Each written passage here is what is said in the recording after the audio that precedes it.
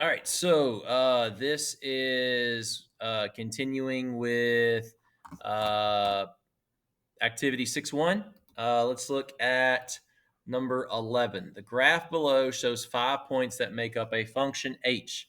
Is h continuous? Explain. Well, we said that continuous is a line. So I ask you the question, is this graph line? The answer is no, right? Why is it not? Because, again, the definition is that the points are not connected, right? It has to be a line or a curve, right? So it's not. It's no, right? The points are not connected. A function has 3 relative maximums. One of the relative maximum is also the absolute maximum. What is the absolute maximum? Remember, relative maximums are peaks. Okay. The absolute maximum is like the apex. It is the highest. The absolute, it's the EST, right? Absolute means it's the EST. All right. And so what would be the absolute maximum? What this means here, and this is what the graph would look like. What this graph looks like is that for whatever reason, it will peak out at -2 and then come here and then come back up to 10.3 and then come down and come back up to 28, right? And that's kind of how it looks, right? And so this graph, that the one that's way up here, 28, the biggest number, that's going to be the absolute maximum. All right.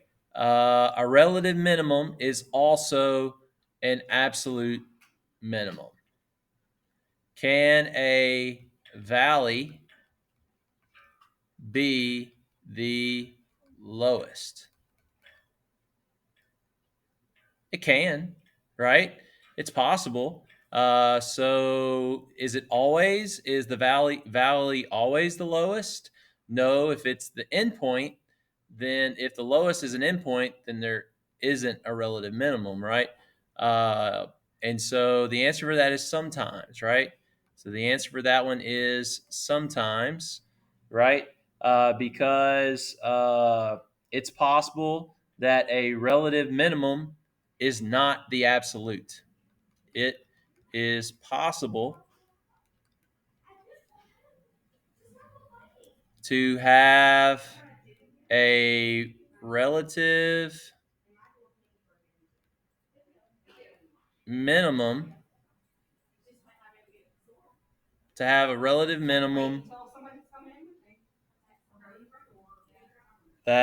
is not the absolute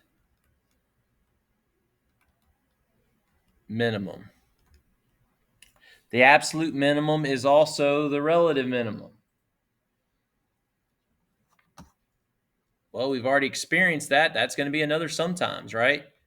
It's going to be another sometimes because if it's an endpoint, it can't be a relative, right? It can't be a relative minimum if it's an endpoint, right? So that's going to be sometimes because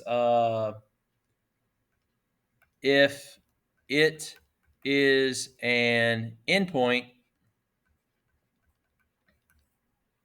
it can not be a relative minimum.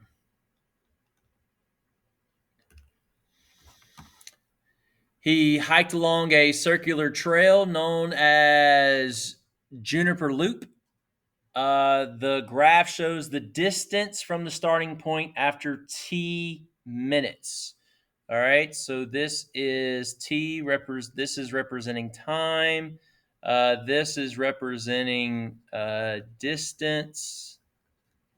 Identify the domain and the range. Remember, we have to set up our little cheats. Our domain, the bracket,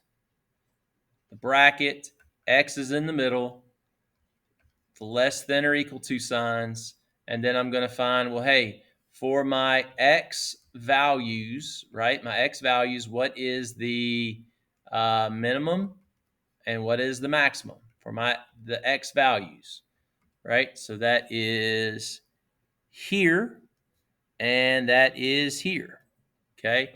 That's at 0 and that would be 165. So 0 and 165.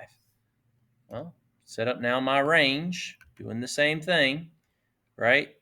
Less than or equal to y this time, less than or equal to, and then my bracket. Again, this is my y values. Again, I'm trying to find my minimum and my maximum. My minimum, right? I have a minimum here at 0, and my maximum is here at 7. So 0, 7. All right. Let's see. So let me make sure now everything is drawn. This is the x-axis, but is it represented by x? No, it's actually represented by t. So I am actually going to need to change this to t. So this actually needs to get erased, and I need to write t. And this is D, so I actually need to erase this and write D. What is the absolute minimum? I go here to my range. It's 0, right? What does it represent? Range. All right, the absolute minimum is always it's always looking for the f of x value, which is the y value. So what is the y? Y is the distance from start. And so the absolute minimum, what does it represent? That represents Tom's, we're talking about Tom's least distance from start. Talking about Tom, that's my subject. Minimum means least, distance from start. Okay. 17. In this function, the absolute minimum corresponds to 2 points on the graph. What are the 2 points? The 2 points are, well, we kind of already said that. We have a point here at 0, 0, and we have another point here at 0, 165, or 165, 0, excuse me, 0, 0, and then at 165, 0. What do they represent? Okay, they represent, as we've said previously, Tom's least distance from the start. What do they represent in the context? Okay, why do I have 2? It's called a loop, right? Which means it can loop all around, but eventually it's going to come back to where we started. Okay, it's called a loop. You can loop all around at once, but eventually it's going to come back to where it started. So why is there 2? Why is it the same? Right? What does it represent? The distant, Tom's least distant from the start, right?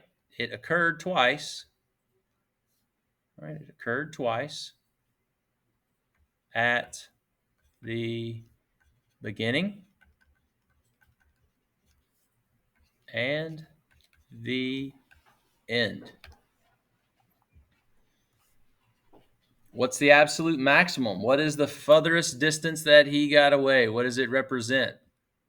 The 7 right here is my max, right? So the farthest that he got away is 7, right? And that is Tom's farthest distance from the start. What point on the graph corresponds to the absolute maximum? Okay, well, if we look, the maximum will take place somewhere, let me erase this, somewhere about here, and will end somewhere about there. Okay, where does that fall on the graph? Well, it's 60, so that would be 75. So it's after 75, and this is 105. So after 75, just after 75, let's just call that 80. And before 105, well, let's just call that 100. So where does it occur? Where does this maximum occur, right? So what does it occur? So it occur, right? What points? Well, it's all of the points, all of the points along the graph, all the points along the graph from t equaling 80 to t equaling 100. What does it mean in context? Well, the maximum means that he was the furthest away from the start. He was 7, what is that, kilometers? So he is 7 kilometers. So Tom was 7 kilometers away from the start.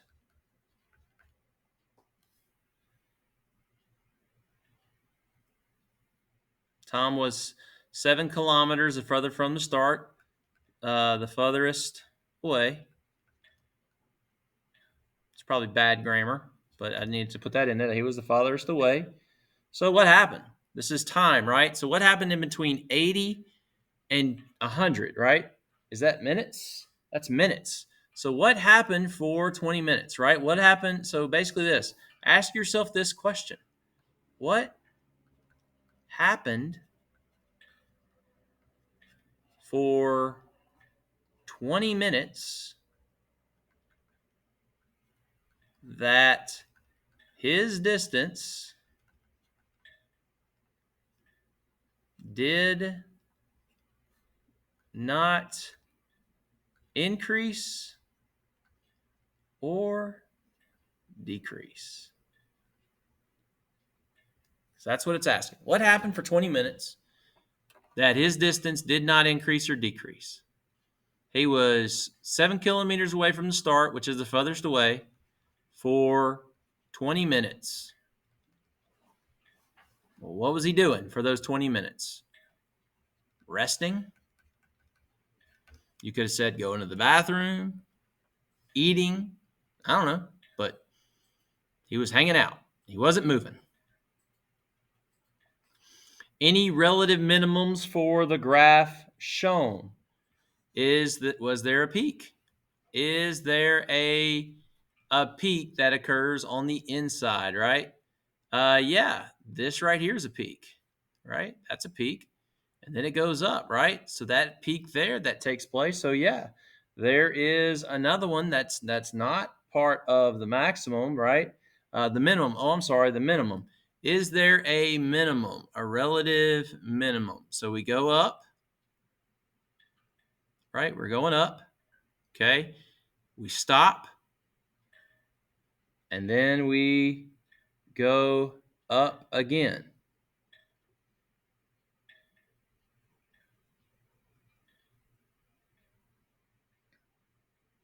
Okay.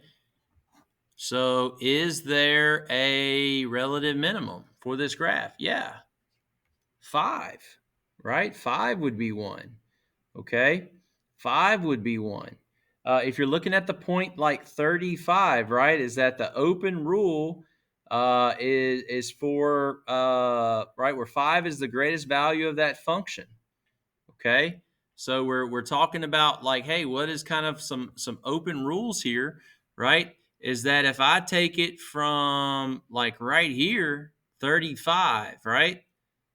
Remember, it's a point from an open interval. Then yeah, that's also a minimum. That also can be a maximum. It can be a minimum and it can also be a maximum. All right, so that's kind of tricky. And so there's those there.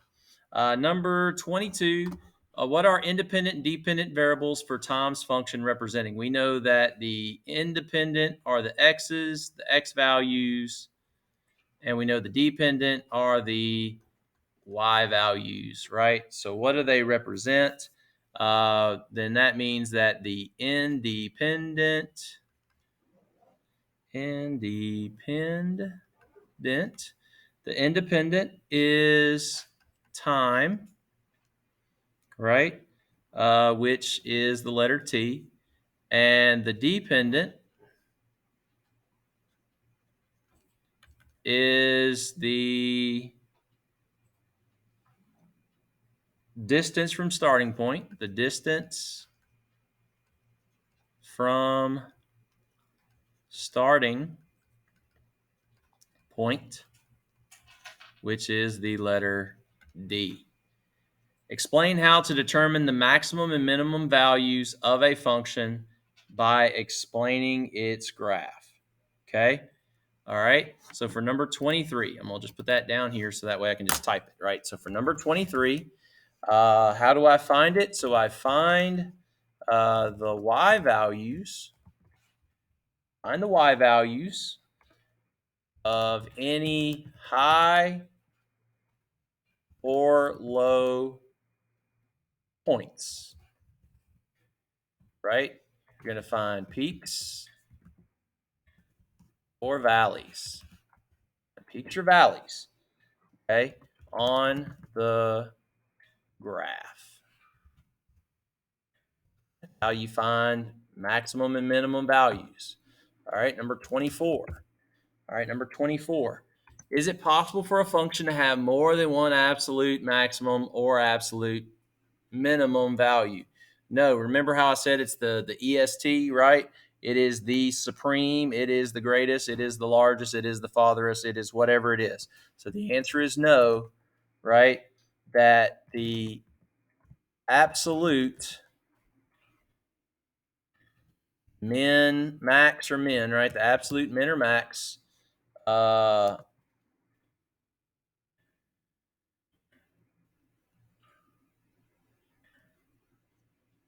can only be one value. It can only be one value. It can occur more than once on a graph, but it can only be one value. All right. That is the remainder of lesson 6, problems 11 through 24.